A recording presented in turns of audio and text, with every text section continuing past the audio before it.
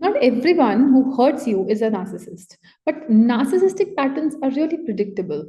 Uh, Hi everyone, I'm Dr. Anjal Makhija, clinical psychologist and clinical hypnotherapist, and today I'm going to tell you more about how to spot the narcissist and its traits. See, very visible traits, which are very subtle also, which in a general life we generally deny and we generally tend to avoid and ignore. People these days are very aware. So the first sign is lack of accountability. Lack of accountability meaning they apologize, but without any change in their behavior. There is a subtle shift in, there is a subtle blaming pattern in their thoughts, in their speech, very visible but very subtle. You won't be able to realize that okay, they are blaming you, so they are blaming you. They are they are basically, deflecting, like, oh, I didn't say that, right? So that is the first trait, which is very difficult to spot on, but on consistently, if we see that yes, lack of accountability is one, then very important is, and very difficult to defy, that which is charm without consistency. They're magnetic, they are attentive, they're confident, they're paying attention to each and every part of your life, of your clothes, of your traits, of your beauty. They're magnetic as well, but one thing they lack is consistency. They forget to, there is they forget to follow up, and with eventually it fades, and you will be like, okay, our first meeting was very beautiful, and suddenly what happened? You try to cross check, did I do something wrong? Right? Sounds familiar, no? That is something called idealization phase, when we are idolizing them, and they have put you actually into so much center that certain withdrawal and certain shift is hot and cold behavior, dear. Okay, so the third point, which is again difficult to spot, is empathy only if it is benefiting them. Otherwise, they don't empathize. They cannot empathize at all. Sympathy can be there, that too verbal, but not in actions. And empathy is totally difficult. They will say, oh, okay, right, fine, but too difficult to empathize with you.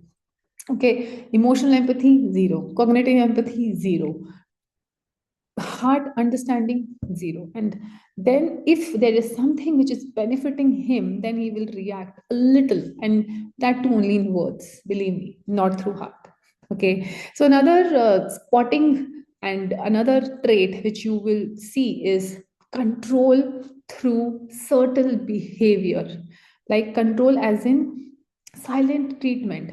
One day too much of energy, too much of attention, and suddenly boom, withdrawal. And they also withdraw, not physically, not over the text, but also through affection. They're not showing affection anymore. They totally withdraw into their own different mode, and maybe chatting with different person altogether, but not you. With you there is a withdrawal of affection. There is also jokes that diminish you. So initially, it seems okay that he's a close friend, she's a close friend. Yeah, that's fine. Jokes are okay on us, but jokes on something, on your body, on your looks, on your money, on your emotions, on anything that is really affecting you deeply, and giving you questioning your identity, questioning your self-esteem. So that happens frequently. That's also a trait you need to check and stop them on first or second joke itself. That is the moment when they are alert. Okay, she's stopping me, she's understanding, she's not letting me cross the boundary. He's not letting me cross the boundary, right? So you start overthinking in certain traits. When a person in front of you comes, you start over explaining yourself, you stop creating boundary, you are into your own zone, into your head, and then you feel, am I cooking the stories? Am I just, a lot of confusion is there? There are a lot of labeling to self is there, right? Because there is, I have already mentioned in one of my reels, there's a cognitive dissonance happening, right? Our thoughts are getting so much and so much dysregulated. Our nervous system is getting dysregulated that we are losing control of our own lives. Okay, so if your confidence declines, their power increases, their patterns are repeated, their traits and their control is actually increasing over you.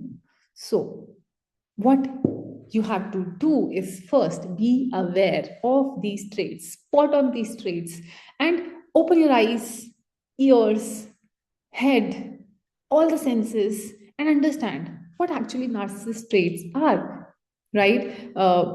So people are increasing these days of narcissism. We all need to be aware, which is the first step. If you want to know more on how to manage our emotions, how to get a right management, therapies, or if not therapy, right ways to win over our own emotions or come out of that trauma from narcissism, please subscribe to this channel. I'm going to share a lot on this narcissist series.